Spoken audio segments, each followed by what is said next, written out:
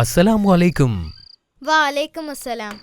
ഇന്ന് ഞാൻ ഇബ്രാഹിം നബിയുടെ കഥയാണ് പറയാൻ പോകുന്നത്. നീ തയ്യാറാണോ അമീർ? ശരി, തുടങ്ങാം. ഹാ. ഇബ്രാഹിം നബി അലൈഹിസ്സലാം ഇസ്ലാമിക പ്രബോധനത്തിൽ ഒരു പ്രധാന പങ്ക് വഹിച്ചിട്ടുണ്ട്. അള്ളാഹു തന്റെ ജീവിതകാലത്ത് നൽകിയിരുന്ന എല്ലാ കൽപ്പനകളും അദ്ദേഹം നിറവേറ്റിയിരുന്നു. അചഞ്ചലമായ വിശ്വാസത്തിന്റെ ഫലമായി അള്ളാഹു സുബ്ഹാനഹു വ തആല ഇബ്രാഹിം നബിയെ ലോകജനതയുടെ നേതാവായി തിരഞ്ഞെടുത്തിരുന്നു. നമുക്ക് ഇബ്രാഹിം നബിയുടെ കഥയിലേക്ക് കടക്കാം. ബിസ്മില്ലാഹ്.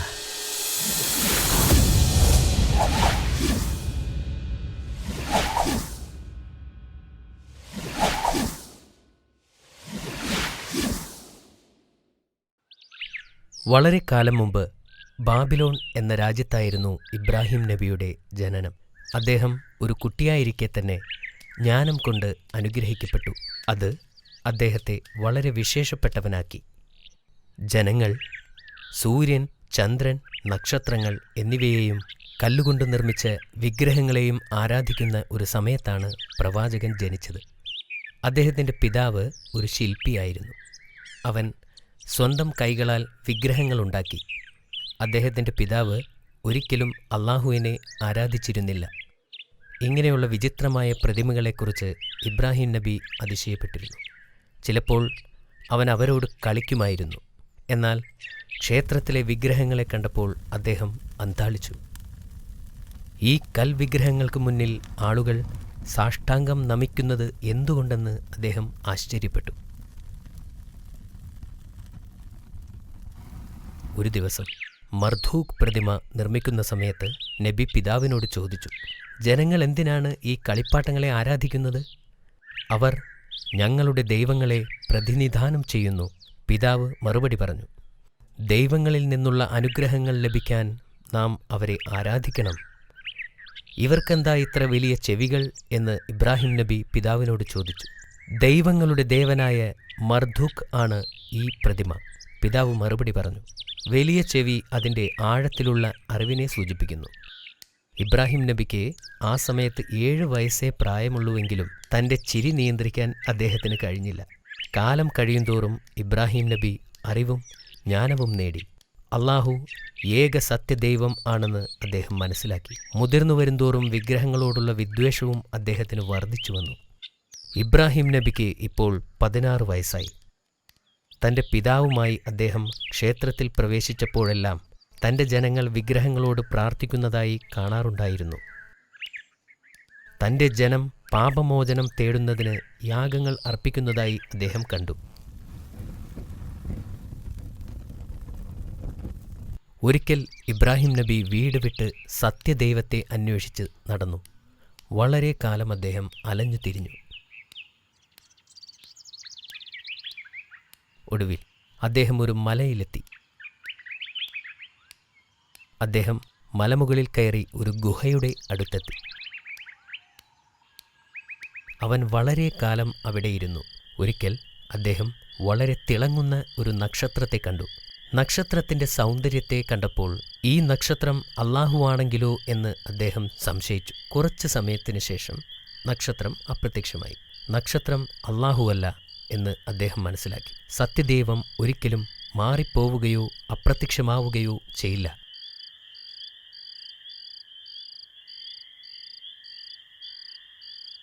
കുറച്ച് സമയത്തിന് ശേഷം ചന്ദ്രൻ ഉദിച്ചു. ചന്ദ്രൻ വളരെ മനോഹരമായിരുന്നു. അതിനാൽ ചന്ദ്രൻ അള്ളാഹു ആണെന്ന് ഇബ്രാഹിം നബി കരുതി. നബി കുറച്ചുനേരം ചന്ദ്രനിലേക്ക് തന്നെ നോക്കി നിന്നു. പക്ഷേ ഏതാനും മണിക്കൂറുകൾക്ക് ശേഷം ചന്ദ്രൻ ചക്രവാളത്തിൽ നിന്നും അപ്രത്യക്ഷമാകുമ്പോൾ അതുമല്ല ദൈവം എന്ന് അദ്ദേഹം മനസ്സിലാക്കി. ഇബ്രാഹിം നബി വളരെ നിരാശനായിരുന്നു. എങ്കിലും അവൻ മലഞ്ചെരുവിലെ ആ പർവ്വതത്തിൻ്റെ മുകളിൽ തന്നെയിരുന്നു. സൂര്യപ്രകാശത്തെ നോക്കി ഇത് അള്ളാഹു ആണെങ്കിലോ എന്ന് വീണ്ടും ആശ്ചര്യപ്പെട്ടു. വൈകുന്നേരങ്ങളിൽ സൂര്യൻ ചക്രവാളത്തിൽ അസ്തമിച്ചപ്പോൾ അത് ദൈവമല്ല എന്ന് അദ്ദേഹം മനസ്സിലാക്കി. സത്യദൈവം ഒരിക്കലും അസ്തമിക്കില്ല. യഥാർത്ഥ ദൈവത്തെ ഒരിക്കലും സൃഷ്ടിക്കാൻ കഴിയില്ലെന്ന് ഇബ്രാഹിം നബി മനസ്സിലാക്കി. അള്ളാഹു സകല വസ്തുക്കളുടെയും സൃഷ്ടാവാണെന്നും സൂര്യനും ചന്ദ്രനും നക്ഷത്രങ്ങളും അള്ളാഹുവിൻ്റെ സൃഷ്ടിയാണെന്നും അദ്ദേഹം മനസ്സിലാക്കി. അള്ളാഹുവിന് നന്ദി പ്രകടിപ്പിച്ചു. അള്ളാഹു അദ്ദേഹത്തെ നേർവഴിയിലാക്കിയിരിക്കുന്നു. അപ്പോഴാണ് അള്ളാഹു അദ്ദേഹത്തെ പ്രവാചകനായി തിരഞ്ഞെടുത്തതെന്ന് അദ്ദേഹം മനസ്സിലാക്കി. തൻ്റെ ജനത്തെ നയിക്കാൻ അള്ളാഹു അദ്ദേഹത്തെ തിരഞ്ഞെടുത്തു. ഇത് അദ്ദേഹത്തിന് ഒരു പുതിയ ജീവിതത്തിൻ്റെ തുടക്കമായിരുന്നു. ഈ സന്തോഷവാർത്ത അറിയിക്കാൻ ഇബ്രാഹിം നബി തൻ്റെ പിതാവിൻ്റെ അടുക്കിലേക്ക് ഓടി. ഇത് അറിഞ്ഞ അദ്ദേഹത്തിൻ്റെ പിതാവ് കോപിഷ്ഠനായി. നിനക്കെങ്ങനെ എൻ്റെ ദൈവങ്ങളെ നിഷേധിക്കാൻ കഴിഞ്ഞു? പിതാവേ, എന്നെ പിന്തുടരൂ, ഞാൻ സത്യമാർഗത്തിൽ അങ്ങയെ നയിക്കാം. ഇബ്രാഹിം നബി പിതാവിനോട് യാചിച്ചു. ഇത് അറിഞ്ഞ അദ്ദേഹത്തിൻ്റെ പിതാവ് കോപിഷ്ഠനായി. നിനക്കെങ്ങനെ എൻ്റെ ദൈവങ്ങളെ നിഷേധിക്കാൻ കഴിഞ്ഞു? പിതാവേ, എന്നെ പിന്തുടരൂ, ഞാൻ സത്യമാർഗത്തിൽ അങ്ങയെ നയിക്കാം. ഇബ്രാഹിം നബി പിതാവിനോട് യാചിച്ചു. ഒന്നും ചെയ്യാനാകില്ലെന്ന് പിതാവ് ചിന്തിച്ചു. അള്ളാഹുവിലേക്ക് ആളുകളെ ക്ഷണിക്കേണ്ടത് തൻ്റെ ദൗത്യമാണെന്ന് അദ്ദേഹം മനസ്സിലാക്കി. നബി മറ്റ് ആളുകളുടെ അടുത്തെത്തി അവരെ സന്മാർഗം ഉപദേശിച്ചു. ഏകദൈവം അള്ളാഹു മാത്രമാണ്. അള്ളാഹുവല്ലാതെ യാതൊരു ദൈവവുമില്ല. അവനല്ലാതെ ആരാധനയ്ക്കർഹൻ മറ്റാരുമില്ല. ഞാൻ ഇനി ഒരിക്കലും വിഗ്രഹങ്ങളുടെ മുൻപിൽ വീണ് നമസ്കരിക്കില്ല. അദ്ദേഹം പറഞ്ഞത് കേട്ടപ്പോൾ ആളുകൾ വളരെ രോഷാകുലരായി. നിങ്ങൾ എന്തിനാണ് ഈ വിഗ്രഹങ്ങളെ ആരാധിക്കുന്നത്? അവർക്ക് ശക്തിയില്ലെന്ന് നിങ്ങൾക്കറിയില്ലേ എന്ന് അദ്ദേഹം വീണ്ടും അവരോട് ചോദിച്ചു. അവർ ഇബ്രാഹിം നബിയെ ഭീഷണിപ്പെടുത്തി. ആയതിനാൽ അദ്ദേഹത്തിന് അവിടം വിട്ട് പോകേണ്ടി വന്നു. വിഗ്രഹം യഥാർത്ഥ ദൈവങ്ങളല്ലെന്ന് അവരെ കാണിക്കാൻ ഒരു ഉപായത്തെ പ്രവാചകൻ ചിന്തിച്ചു. ഒരു ദിവസം ഒരു വലിയ ആഘോഷം അവിടെയുള്ള നദിക്കരയിൽ വച്ച് നടന്നു. നഗരത്തിലെ എല്ലാവരും അവിടെ കാണുമെന്ന് നബിക്കറിയാമായിരുന്നു. പട്ടണത്തിൽ ആരും ഉണ്ടായിരുന്നില്ലെന്ന് ഉറപ്പുവരുത്തുന്നതുവരെ പ്രവാചകൻ കാത്തിരുന്നു. അദ്ദേഹം ഒരു കോടാലിയെടുത്ത് ക്ഷേത്രത്തിനുള്ളിലേക്ക് പോയി. അവിടെ ഒട്ടേറെ വിഗ്രഹങ്ങളുണ്ടായിരുന്നു. അവിടെ ഉണ്ടായിരുന്ന വിഗ്രഹങ്ങളെല്ലാം തച്ചുടച്ചു. ഒന്നു ഒഴികെ എല്ലാ വിഗ്രഹങ്ങളും തകർത്തു. അത് ആ ക്ഷേത്രത്തിലെ ഏറ്റവും വലിയ പ്രതിമയാണ്. ഈ പ്രതിമയുടെ കഴുത്തിൽ ഒരു കോടാലി വച്ച് അദ്ദേഹം ക്ഷേത്രത്തിൽ നിന്ന് ഇറങ്ങി. പിറ്റേ ദിവസം നഗരത്തിലെ ആളുകൾ ആരാധനയ്ക്കായി ക്ഷേത്രത്തിൽ ചെന്നപ്പോൾ വിഗ്രഹങ്ങൾ തകർന്നു തരിപ്പണമായത് കണ്ട് അവർ ഞെട്ടി. വിഗ്രഹങ്ങളുടെ കഷ്ണങ്ങൾ ചുറ്റിലും ചിതറിക്കിടക്കുകയായിരുന്നു.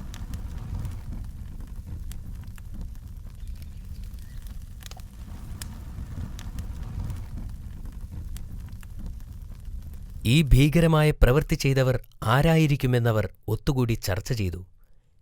ഇന്നലെ കമ്പോളത്തിൽ ഒരു ചെറുപ്പക്കാരനുണ്ടായിരുന്നു എന്ന് അവരിൽ ഒരാൾ പറഞ്ഞു.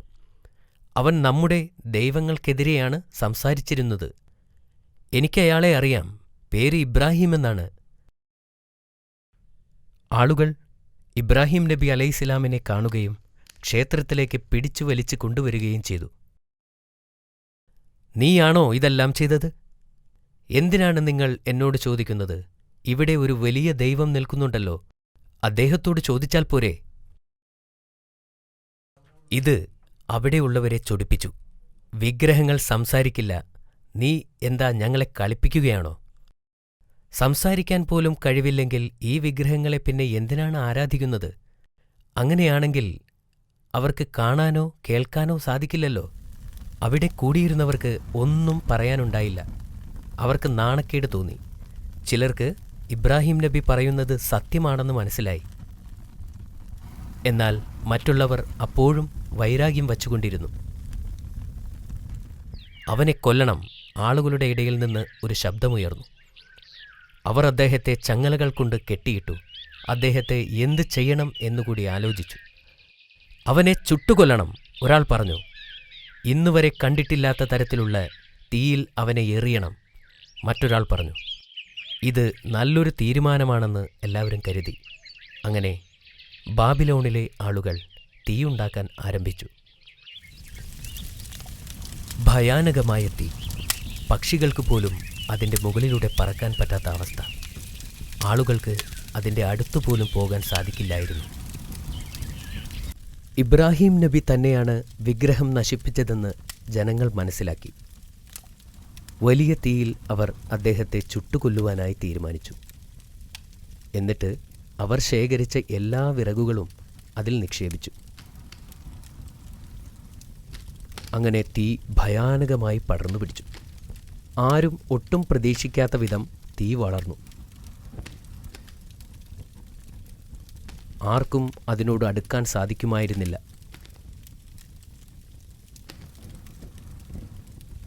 പക്ഷികൾ പോലും അതിനു മുകളിൽ പറക്കാൻ കഴിയാത്ത അത്ര ഉയരം. ബാബിലോണിലെ ഈ വലിയ തീപിടുത്തത്തെക്കുറിച്ച് പലരും കേട്ടു. ഈ പ്രതിഭാസം കാണാൻ അവർ നഗരത്തിലേക്ക് ചെന്നു.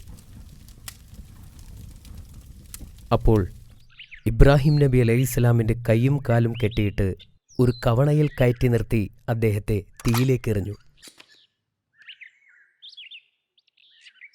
പെട്ടെന്ന് തന്നെ സ്വർഗത്തിൽ നിന്നും ഒരു ദൂതൻ പ്രവാചകന്റെ മുന്നിൽ പ്രത്യക്ഷപ്പെട്ടു. അദ്ദേഹത്തോട് ചോദിച്ചു, എന്തെങ്കിലും ആഗ്രഹമുണ്ടോ? തന്നെ തീയിൽ നിന്നും രക്ഷിക്കാൻ അദ്ദേഹത്തിന് വേണമെങ്കിൽ അപേക്ഷിക്കാമായിരുന്നു. എന്നാൽ അദ്ദേഹം പറഞ്ഞു, അല്ലാഹു എന്നെ ഇഷ്ടപ്പെടുവാൻ മാത്രമേ ഞാൻ ആഗ്രഹിക്കുന്നുള്ളൂ. പിന്നീട് സംഭവിച്ചത് അത്ഭുതമായിരുന്നു. അദ്ദേഹം തീയിൽ ചെന്ന് വീണപ്പോൾ തണുപ്പാണ് അനുഭവപ്പെട്ടത്. അദ്ദേഹത്തെ കെട്ടിയിട്ടിരുന്ന കയറല്ലാതെ മറ്റൊന്നും കത്തിയില്ല.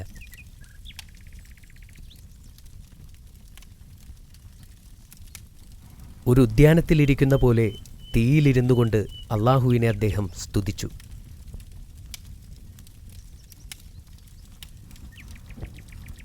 എന്താണ് അവിടെ സംഭവിക്കുന്നതെന്ന് ജനങ്ങൾക്കറിയാൻ സാധിച്ചില്ല. അതിനാൽ അവർ തീ അണയുന്നവരെ കാത്തിരുന്നു. തീ കെട്ടടങ്ങിയപ്പോൾ പ്രവാചകൻ ഒരു പോറൽ പോലും ഏൽക്കാതെ ആ തീയിൽ നിന്നും പുറത്തു വന്നു. അത് കണ്ടപ്പോൾ അത്ഭുതത്തോടെ അവർ പ്രവാചകനെ നോക്കി നിന്നു. ഇത് ശരിക്കും അത്ഭുതമാണ്. ഇബ്രാഹീമിൻ്റെ ദൈവം സത്യം തന്നെയാണ്, ജനങ്ങളിൽ ചിലർ പറഞ്ഞു. എങ്കിലും ഭൂരിഭാഗം ആളുകളും വിഗ്രഹങ്ങൾ നശിപ്പിച്ചതിനാൽ നബിയോട് ദേഷ്യത്തിൽ തന്നെ ആയിരുന്നു. അവർ അദ്ദേഹത്തെ നമ്രൂദ് രാജാവിൻ്റെ സദസ്സിലേക്ക് പിടിച്ചുകൊണ്ടുപോയി. അദ്ദേഹത്തിൻ്റെ കൈകാലുകൾ ബന്ധിച്ച നിലയിലാണ് കൊട്ടാരത്തിലെത്തിച്ചത്. നമ്രൂദ് രാജാവ് പ്രവാചകനോട് ചോദിച്ചു, ഞങ്ങൾ ആരാധിക്കുന്ന വിഗ്രഹങ്ങളെ നശിപ്പിച്ചതെന്തിന്? പ്രവാചകൻ പറഞ്ഞു, അവർ ദൈവമല്ല, വെറും കൽപ്രതിമകളാണ്. ആരാണ് യഥാർത്ഥ ദൈവമെന്ന് നമ്രൂദ് ചോദിച്ചു. പ്രവാചകൻ ശാന്തമായി മറുപടി പറഞ്ഞു, ഏക സത്യദൈവം അല്ലാഹു മാത്രമാണ്. എല്ലാ ജീവജാലങ്ങളെയും സൃഷ്ടിക്കുവാനും സംഹരിക്കുവാനുമുള്ള കഴിവ് അല്ലാഹുവിന് മാത്രമാണുള്ളത്. രാജാവ് പ്രവാചകന്റെ വാക്കുകൾ കേട്ട് കോപാകുലനായി. അവൻ കോപത്തോടെ എഴുന്നേറ്റ് നിന്നു പറഞ്ഞു, ജീവനും മരണവും എനിക്ക് നൽകാൻ കഴിയും. നിന്നെ ഞാനത് കാണിക്കാം. രണ്ടുപേരെ കോടതി മുറിയിലെത്തിക്കുവാൻ അദ്ദേഹം കൽപ്പിച്ചു. അതിൽ ആദ്യത്തവനെ കൊല്ലുവാൻ നമ്രൂദ് ആവശ്യപ്പെട്ടു. ഒരു ഭടൻ വാളെടുത്ത് ഒരടിമയെ കൊന്നു. നോക്ക്, ജീവനെടുക്കാനുള്ള അധികാരം എനിക്കുണ്ട്. അവൻ അടുത്ത അടിമയെയും കൊല്ലുവാൻ ആവശ്യപ്പെട്ടു. ഭടൻ വാളെടുത്ത് വീശുന്നതിന് തൊട്ടുമുമ്പ് രാജാവ് കൽപ്പിച്ചു, അവനെ കൊല്ലരുത്, അവൻ ജീവിക്കണം. എന്നിട്ട് നമ്രൂദ് ഇബ്രാഹിം നബിയോട് പറഞ്ഞു, കണ്ടോ, എനിക്ക് ജീവിപ്പിക്കുവാനും കഴിവുണ്ട്. പ്രവാചകൻ പറഞ്ഞു, അല്ലാഹു സൂര്യനെ പടിഞ്ഞാറ് നിന്ന് ഉദിപ്പിക്കാൻ കഴിവുള്ളവനാണ്. നിങ്ങൾക്ക് അത് ചെയ്യാൻ കഴിയുമോ? നമ്രൂദിന് ഒന്നും പറയാൻ കഴിഞ്ഞില്ല. അവന് ഇബ്രാഹിം നബിയോട് വൈരാഗ്യമുണ്ടായി.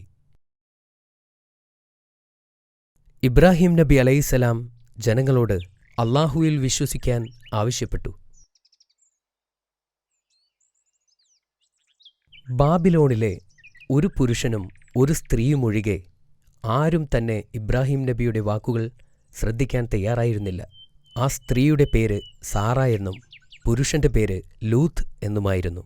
ലൂത്ത് പിന്നീട് പ്രവാചകനായിത്തീർന്നു. ഇബ്രാഹിം നബി അലൈഹിസ്സലാം തന്റെ വാക്കുകൾ ഇവിടെ ആരും കേൾക്കാൻ പോകുന്നില്ലെന്ന് തിരിച്ചറിഞ്ഞു. അതുകൊണ്ട് മറ്റൊരു രാജ്യത്തേക്ക് കുടിയേറിപ്പാർക്കാൻ അദ്ദേഹം തീരുമാനിച്ചു. മറ്റൊരു ജനതയിൽ അല്ലാഹുവിൽ നിന്നുള്ള സന്ദേശം പ്രചരിപ്പിക്കാൻ അദ്ദേഹം ആഗ്രഹിച്ചു. പ്രവാചകൻ തൻ്റെ പിതാവിനോട് ഇസ്ലാമിലേക്ക് ചേരാൻ അപേക്ഷിച്ചു. എന്നാൽ അയാൾ അത് നിരസിച്ചു. പ്രവാചകനും സാറയും ലൂത്ത് നബിയും ഒരു നീണ്ട യാത്ര ആരംഭിച്ചു.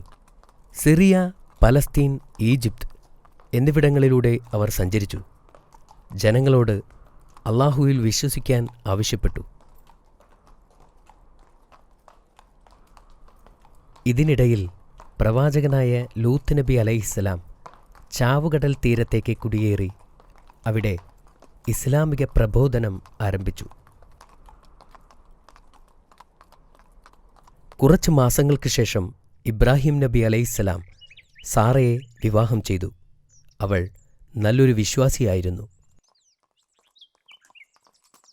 പ്രവാചകനും ഭാര്യയും മരുഭൂമിയിൽ കുറേ നാൾ യാത്ര ചെയ്തു. ഒരു ദിവസം അവർ ഒരു ദുഷ്ടനായ രാജാവിൻ്റെ രാജ്യത്ത് പ്രവേശിക്കാനിടയായി. ദുഷ്ടനായ രാജാവ് പ്രവാചകന്റെ സുന്ദരിയായ ഭാര്യയെക്കുറിച്ചറിഞ്ഞു. രാജാവ് പ്രവാചകനെ തന്റെ മുമ്പിൽ ഹാജരാക്കാൻ ഒരു ഭടനെ അയച്ചു. രാജാവിന്റെ മുമ്പിൽ പ്രവാചകനെ കൊണ്ടുവന്നു. നിങ്ങളുടെ കൂടെയുള്ള സ്ത്രീ ആരാണ്? രാജാവ് ചോദിച്ചു. പ്രവാചകൻ തന്റെ സഹോദരിയാണെന്ന് മറുപടി പറഞ്ഞു. സാറയെ രാജസദസ്സിൽ കൊണ്ടുവരാൻ ദുഷ്ടനായ രാജാവ് പ്രവാചകനോട് കൽപ്പിച്ചു. അവരെ പരിചയപ്പെടാൻ തനിക്ക് ആഗ്രഹമുണ്ടെന്ന് രാജാവ് പറഞ്ഞു. പ്രവാചകൻ തന്റെ ഭാര്യയോട് പോയി പറഞ്ഞു, രാജാവ് നിന്നെ കാണാൻ ആവശ്യപ്പെട്ടിട്ടുണ്ട്. എന്നാൽ അവിടെ ചെല്ലുമ്പോൾ നീ എൻ്റെ ഭാര്യയാണെന്ന് പറയരുത്. നീ എൻ്റെ സഹോദരിയാണെന്നാണ് ഞാൻ പറഞ്ഞിട്ടുള്ളത്. സാറ രാജാവിൻ്റെ അടുക്കലെത്തിയപ്പോൾ രാജാവ് അവളുടെ സൗന്ദര്യം കണ്ട് മതിമറന്നു. അദ്ദേഹം സാറയെ പിടിക്കാനായി ശ്രമിച്ചു. എന്നാൽ സാറയുടെ അടുത്തെത്തിയതും രാജാവിൻ്റെ കൈ അനക്കാൻ സാധിച്ചില്ല. ദുഷ്ടനായ രാജാവ് ഭയപ്പെട്ടു. അവൻ അപേക്ഷിച്ചു, നിങ്ങൾ എനിക്ക് വേണ്ടി അള്ളാഹുവിനോട് പ്രാർത്ഥിക്കുക. ഞാൻ ഒരിക്കലും ഒരു ദ്രോഹവും വരുത്തുകയില്ല. സാറ അള്ളാഹുവിനോട് പ്രാർത്ഥിച്ചപ്പോൾ ആ ദുഷ്ടനായ രാജാവിൻ്റെ കൈകൾ സുഖം പ്രാപിച്ചു. പക്ഷേ വീണ്ടും സാറയെ കയറിപ്പിടിക്കാൻ രാജാവ് മുതിർന്നു. അവന്റെ കൈകൾ വീണ്ടും അനങ്ങാതെയായി. ദുഷ്ടനായ രാജാവ് വീണ്ടും സാറയോട് അപേക്ഷിച്ചു, വീണ്ടും അള്ളാഹുവിനോട് പ്രാർത്ഥിക്കാൻ. സാറ അള്ളാഹുവിനോട് പ്രാർത്ഥിച്ചപ്പോൾ ആ ദുഷ്ടനായ രാജാവിന്റെ കൈകൾ സുഖം പ്രാപിച്ചു. സാറ ഒരു സാധാരണ സ്ത്രീയല്ലെന്ന് രാജാവ് തിരിച്ചറിഞ്ഞു. അങ്ങനെ അവൻ സാറയ്ക്കൊരു സമ്മാനം നൽകി. അവൻ തന്റെ ദാസിമാരിൽ ഹാജറ എന്നു പേരുള്ള ഒരു അടിമയെ സാറയ്ക്ക് നൽകി. അതിനുശേഷം അവളെ വീട്ടിലേക്ക് അയച്ചു.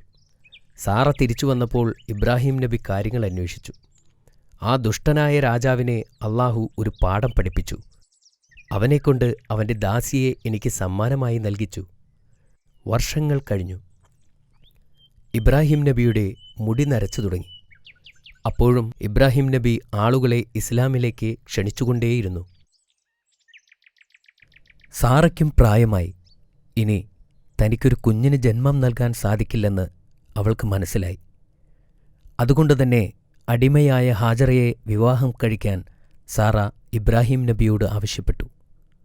അവൾക്ക് ഒരു നല്ല കുഞ്ഞിനെ നൽകി അനുഗ്രഹിക്കുവാൻ അള്ളാഹുവിനോട് പ്രാർത്ഥിക്കുകയും ചെയ്തു. മാസങ്ങൾക്ക് ശേഷം ഹാജറ ഒരു ആൺകുഞ്ഞിന് ജന്മം നൽകി. അവന് ഇസ്മായിൽ എന്നു പേരിട്ടു.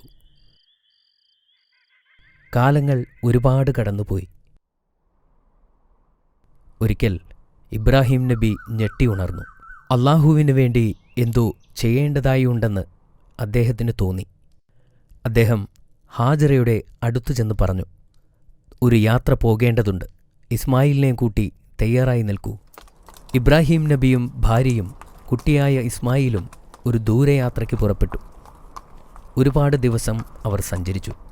ഒടുവിൽ ഒരു വരണ്ട മരുഭൂമിയായ മർവ പർവ്വതത്തിൻ്റെ താഴ്വാരത്തെത്തി. അവിടെ പഴങ്ങളോ മരങ്ങളോ ഭക്ഷണമോ വെള്ളമോ ഇല്ലായിരുന്നു. ജീവന്റെ ഒരു അടയാളം പോലുമില്ലാത്ത ഒരു താഴ്വരയായിരുന്നു അത്. അവിടെ വച്ച് ഇബ്രാഹിം നബി തൻ്റെ ഭാര്യയെയും കുട്ടിയെയും ഉപേക്ഷിച്ച് തിരിച്ചു നടക്കാൻ തുടങ്ങി. അവർക്ക് 2 ദിവസത്തേക്കുള്ള ഭക്ഷണം മാത്രമേ കയ്യിലുണ്ടായിരുന്നുള്ളൂ. അദ്ദേഹത്തിൻ്റെ ഭാര്യ അദ്ദേഹത്തോട് പൊട്ടിക്കരഞ്ഞുകൊണ്ട് ചോദിച്ചു, ഞങ്ങളെ ഈ മരുഭൂമിയിൽ ഒറ്റക്കാക്കി എങ്ങോട്ടാണ് പോകുന്നത്? അദ്ദേഹം ഒന്നും മറുപടി പറഞ്ഞില്ല. അവർ വീണ്ടും കരഞ്ഞുകൊണ്ട് അപേക്ഷിച്ചു. ഒടുവിൽ അവർക്ക് മനസ്സിലായി, ഇതൊന്നും സ്വന്തം ഇഷ്ടപ്രകാരം അല്ല അദ്ദേഹം ചെയ്യുന്നത്. അവർ വീണ്ടും വിളിച്ചു ചോദിച്ചു, അള്ളാഹു ചെയ്യാൻ പറഞ്ഞിട്ടാണോ? അദ്ദേഹം തല കുലുക്കുക മാത്രം ചെയ്തു. എന്നിട്ട് നടന്നകന്നു. അദ്ദേഹത്തിൻ്റെ ഭാര്യ പറഞ്ഞു, ഞങ്ങൾക്ക് ഭയമില്ല, അള്ളാഹു ഞങ്ങളെ സംരക്ഷിക്കും.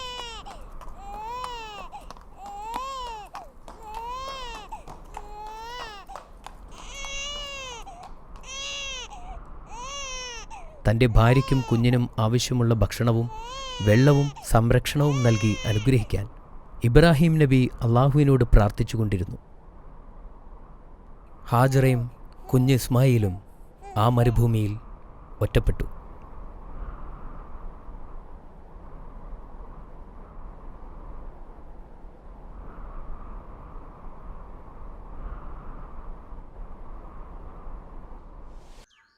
അള്ളാഹുവിൻ്റെ കൽപ്പനപ്രകാരം ഇബ്രാഹിം നബി തൻ്റെ ഭാര്യയെയും മകനെയും ആ മരുഭൂമിയിൽ ഉപേക്ഷിച്ച് തിരികെ പോയി.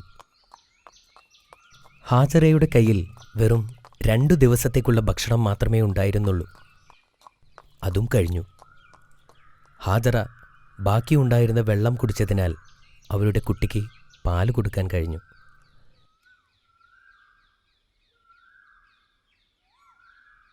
ഏറെ താമസിയാതെ വെള്ളവും തീർന്നു. അവർക്ക് ദാഹം അനുഭവപ്പെടാൻ തുടങ്ങി. കുറച്ചു കഴിഞ്ഞപ്പോൾ കുഞ്ഞ് ദാഹിച്ച് കരയാനും തുടങ്ങി.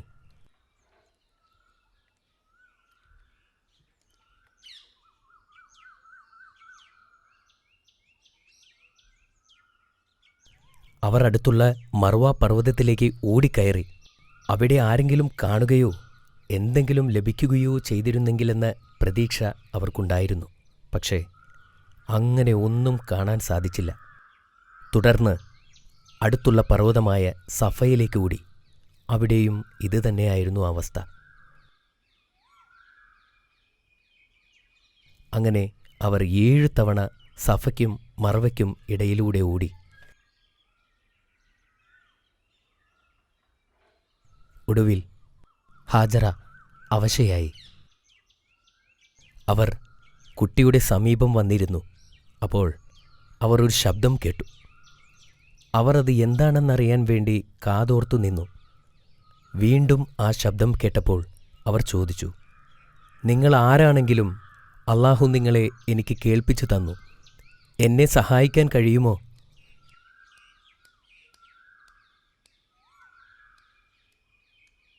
അപ്പോൾ അവിടെ ഒരു മലക്ക് കുഴി കുഴിക്കുന്നതായി കണ്ടു.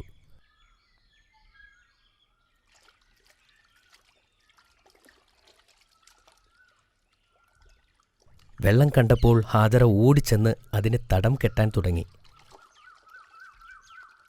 അവർ അതിൽ നിന്നും വെള്ളം കുടിക്കുകയും പാത്രത്തിൽ ശേഖരിക്കുകയും തൻ്റെ കുഞ്ഞിൻ്റെ അടുത്തേക്ക് ഓടിച്ചെല്ലുകയും ചെയ്തു. ആ ഉറവ പൊട്ടിയ സ്ഥലം സംസം എന്നറിയപ്പെട്ടു. ഏതാനും ദിവസങ്ങൾക്ക് ശേഷം ചിലർ മക്കയിലൂടെ സഞ്ചരിക്കുകയായിരുന്നു. അപ്പോൾ പക്ഷികൾ മർവ പർവ്വതത്തിന് ചുറ്റും വട്ടമിട്ട് പറക്കുന്നതായി ശ്രദ്ധയിൽപ്പെട്ടു. അവിടെ വെള്ളം ഉണ്ടാകാനുള്ള സാധ്യതയുണ്ടെന്ന് അവർ മനസ്സിലാക്കി. അവർ മറവയിലേക്ക് നീങ്ങി. അവർ അവിടെ എത്തിയപ്പോൾ അവിടെ നിൽക്കുന്ന സ്ത്രീയെയും കുഞ്ഞിനെയും കണ്ട് അവർ അത്ഭുതപ്പെട്ടു. ഈ വെള്ളം ഉപയോഗിക്കാൻ അവർ ഹാജറയോട് അനുവാദം ചോദിച്ചു. അതുപോലെ ഒരുപാട് ആളുകൾ മറവയിലേക്ക് വരാൻ തുടങ്ങി. അവിടെ മനുഷ്യവാസം ആരംഭിച്ചു. ഇസ്മായിൽ നബി വളർന്നു വലുതായി. അദ്ദേഹം മർവ നിവാസികളുടെ അടുക്കൽ നിന്നും അറബി പഠിച്ചു. അദ്ദേഹം വളരെ നല്ല ബാലനായി വളർന്നു. അദ്ദേഹത്തിൻ്റെ നന്മകൾ കാരണം എല്ലാവരും അദ്ദേഹത്തെ ആദരിച്ചു.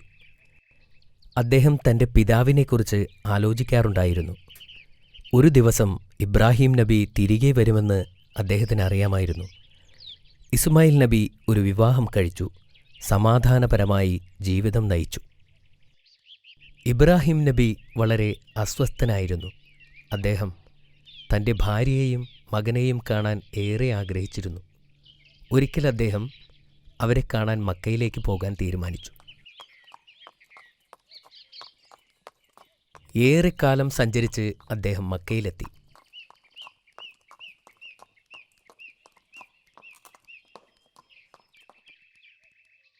ഇബ്രാഹിം നബി എത്തുന്നതിന് മുമ്പ് തന്നെ ഹാജറ ബീവി വഫാത്തായിരുന്നു. അത് മക്ക നിവാസികളിൽ നിന്നും അദ്ദേഹം മനസ്സിലാക്കി. എന്നാൽ ഇസ്മായിൽ നബി ഇപ്പോഴും ജീവനോടെയുണ്ട് എന്ന് അദ്ദേഹം അറിഞ്ഞു. ഇത് കേട്ടതിൽ അദ്ദേഹം വളരെയധികം സന്തോഷിച്ചു. അൽഹംദുലില്ലാഹ് എന്ന് പറയുകയും ചെയ്തു.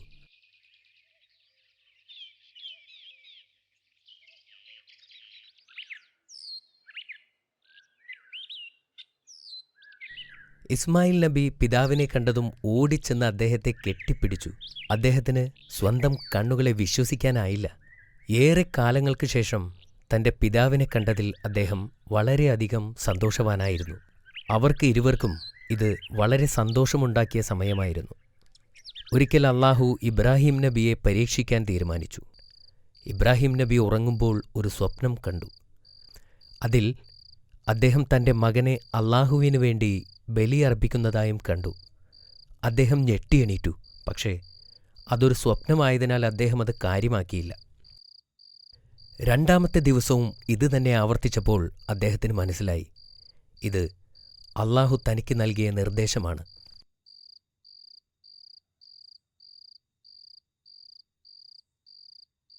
ഇബ്രാഹിം നബി ഇസ്മായിൽ നബിയെ വിളിച്ചു. താൻ കണ്ട സ്വപ്നത്തെക്കുറിച്ച് പറഞ്ഞു. അപ്പോൾ ഇസ്മായിൽ നബി പറഞ്ഞു, അല്ലാഹു അങ്ങയോട് എന്തു പറഞ്ഞുവോ അത് ചെയ്യുക. അടുത്ത ദിവസം അവർ ഒരു കത്തിയും കയറുമായി അറഫ പർവ്വതത്തിന് മുകളിലേക്ക് പോയി.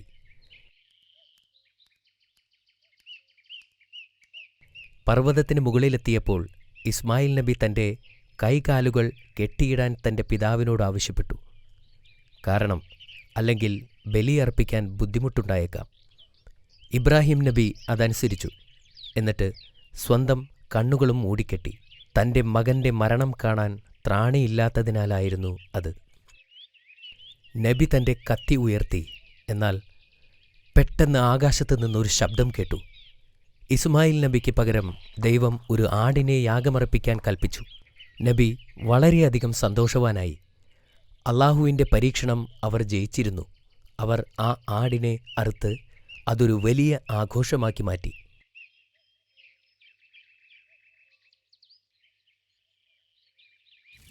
അവർ ഇരുവരും അല്ലാഹുവിലേക്ക് ആളുകളെ ക്ഷണിച്ചുകൊണ്ടേയിരുന്നു. അവർക്ക് എന്നാൽ ആരാധനയ്ക്ക് പറ്റിയ ഒരിടം ഇല്ലായിരുന്നു. അപ്പോൾ അല്ലാഹു അവരോട് തനിക്ക് വേണ്ടി ഒരു ഭവനം നിർമ്മിക്കാൻ ആവശ്യപ്പെട്ടു. അല്ലാഹു അവരോട് കഅബ നിർമ്മിക്കാൻ ആവശ്യപ്പെട്ടു. അത് ഇബ്രാഹിം നബി തൻ്റെ മകനോടും പറഞ്ഞു. അല്ലാഹു പറഞ്ഞത് തന്നെ നമുക്ക് ചെയ്യാം എന്ന് അദ്ദേഹം മറുപടി നൽകി. അവർ കഅബ നിർമ്മിക്കാൻ തുടങ്ങി. ഇസ്മായിൽ നബി കല്ലുകൾ കൊണ്ടുവരുകയും ഇബ്രാഹിം നബി ആ ജോലി ആരംഭിക്കുകയും ചെയ്തു.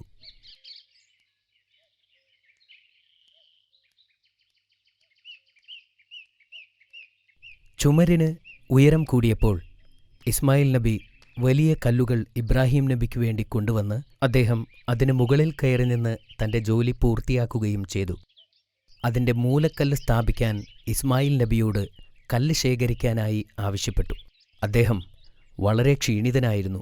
എങ്കിലും കല്ല് ശേഖരിക്കാനായി പോയി. അന്നേരം മലക്കുകൾ ഇബ്രാഹിം നബിക്ക് സ്വർഗത്തിൽ നിന്നും ഇറക്കപ്പെട്ട കല്ല് കൊണ്ടുവന്ന് കൊടുത്തു.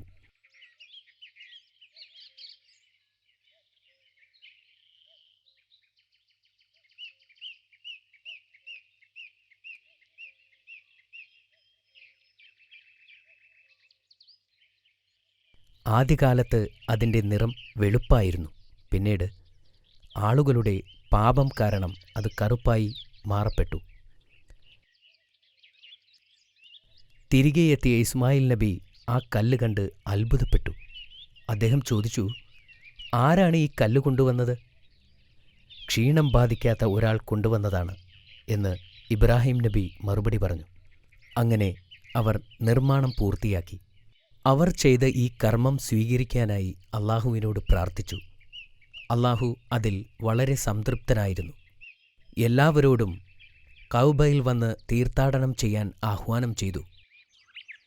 അത് ഇബ്രാഹിം നബിയുടെ ജനത അനുസരിക്കുകയും ചെയ്തു.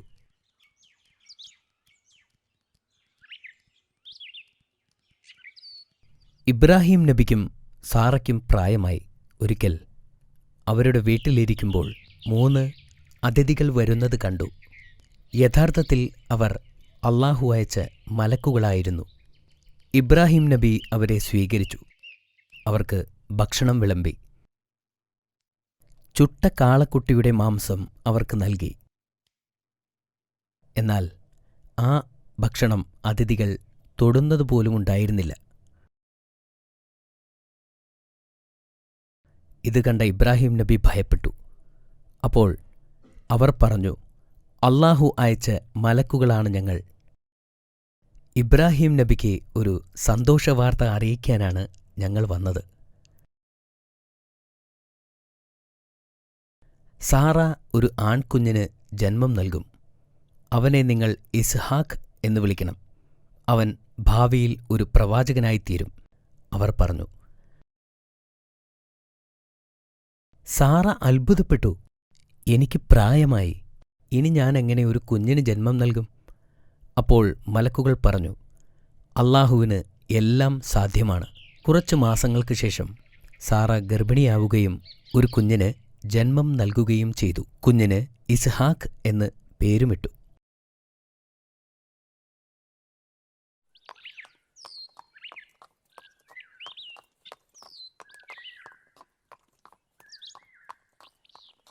വർഷങ്ങൾക്കു ശേഷം ഇബ്രാഹിം നബി തന്റെ മകനെ കാണാൻ വേണ്ടി തിരികെ വന്നു. അദ്ദേഹം വീട്ടിലെത്തിയപ്പോൾ ഇസ്മായിൽ നബി വീട്ടിലില്ലായിരുന്നു. ഇസ്മായിൽ നബിയുടെ ഭാര്യ അവിടെ ഉണ്ടായിരുന്നു. അദ്ദേഹം അവരുടെ സുഖവിവരം അന്വേഷിക്കാൻ തുടങ്ങി. എന്നാൽ അവർ പരാതിക്കെട്ട് അദ്ദേഹത്തിന് മുമ്പിൽ അഴിച്ചുവച്ചു. ഇബ്രാഹിം നബിക്ക് മനസ്സിലായി, അള്ളാഹുവിൻ്റെ അനുഗ്രഹങ്ങൾ അവൾ ആലോചിക്കുന്നു പോലുമില്ലല്ലോ. ആ സ്ത്രീ തൻ്റെ മകന് പറ്റിയ ഭാര്യയല്ലെന്ന് അദ്ദേഹം മനസ്സിലാക്കി. അദ്ദേഹം തൻ്റെ മകന് മനസ്സിലാകുന്ന തരത്തിൽ ഒരു സന്ദേശം അവൾക്ക് നൽകി. ഇസ്മായിൽ നബി വരുമ്പോൾ അദ്ദേഹത്തോട് സലാം പറയാൻ അദ്ദേഹം ആവശ്യപ്പെട്ടു. ഈ ഗോപുരത്തിൻ്റെ പൂമുഖം മാറ്റുവാൻ നീ അവനോട് പറയണം എന്നദ്ദേഹം പറഞ്ഞു. ഇസ്മായിൽ നബി തിരിച്ചു വന്നപ്പോൾ അദ്ദേഹം കാര്യങ്ങൾ അന്വേഷിച്ചു. അവർ ഇബ്രാഹിം നബി പറഞ്ഞ കാര്യങ്ങൾ അദ്ദേഹത്തോട് പറഞ്ഞു. ഇത് കേട്ടപ്പോൾ തൻ്റെ പിതാവ് എന്താണ് ഉദ്ദേശിച്ചതെന്ന് ഇസ്മായിൽ നബിക്ക് മനസ്സിലായി. അദ്ദേഹം അവളോട് പറഞ്ഞു, എൻ്റെ പിതാവ് എന്നോട് പറഞ്ഞത് നിനക്ക് വിവാഹമോചനം നൽകാനാണ്. ഇനി നിനക്ക് നിന്റെ വീട്ടിലേക്ക് പോകാം. അവർ അവരുടെ വീട്ടിലേക്ക് മടങ്ങി. ഇസ്മായിൽ നബി മറ്റൊരു വിവാഹം കഴിച്ചു. വർഷങ്ങൾക്ക് ശേഷം വീണ്ടും ഇബ്രാഹിം നബി മകനെ കാണാനായി വീട്ടിലേക്കെത്തി. അദ്ദേഹം എത്തിയപ്പോൾ ഇസ്മായിൽ നബി അവിടെ ഇല്ലായിരുന്നു. അദ്ദേഹം പുതിയ ഭാര്യയോട് അന്നത്തെ വിശേഷങ്ങൾ അന്വേഷിച്ചു. ആ സ്ത്രീയുടെ മറുപടിയിൽ നിന്നും അവർ നല്ലൊരു വനിതയാണെന്ന് അദ്ദേഹം മനസ്സിലാക്കി.